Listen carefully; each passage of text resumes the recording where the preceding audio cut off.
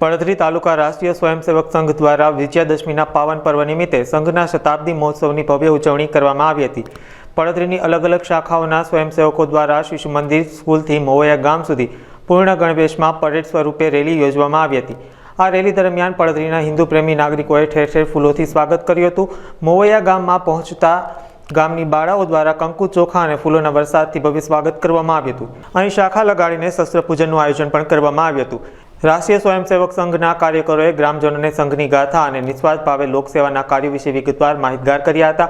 આ સમગ્ર આયોજનને મેહુલભાઈ તળપદા, જયેશભાઈ તળપદા સહિતના કાર્યકરો દ્વારા સફળ બનાવવામાં આવ્યું હતું।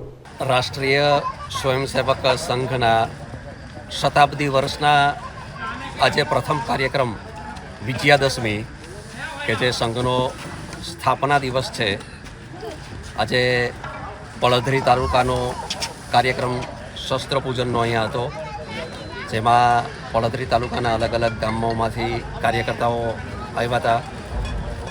રાષ્ટ્રીય સ્વયંસેવક સંઘનું મુખ્ય કાર્ય વ્યક્તિ નિર્માણ દ્વારા રાષ્ટ્ર નિર્માણ।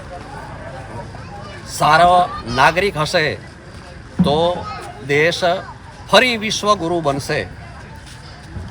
સંઘ દ્વારા નિર્મિત થયેલા કાર્યકર્તાઓ સમાજમાં વિભિન્ન ક્ષેત્રમાં જઈ અને દરેક ક્ષેત્રની અંદર કાર્ય કરી રહેલા અત્યારે જોવા મળે છે।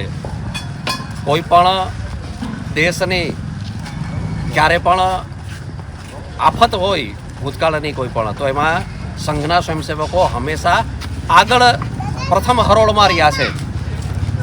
આવા રાષ્ટ્રીય સ્વયંસેવક સંઘના શતાબ્દી વર્ષ નિમિત્તે આજના કાર્યક્રમમાં બધા પડધરી તાલુકાના નિવાસીઓને એ આહવાન કર્યું છે કે સંઘને બહારથી જોવા કરતાં સમજવો હોય સંઘને તો પ્રત્યક્ષ સંઘની અંદર આવી શાખાના સ્વયંસેવક બનીને સાથે રહી અને આપણે બધા સમાજ નિર્માણનું કાર્ય કરીએ।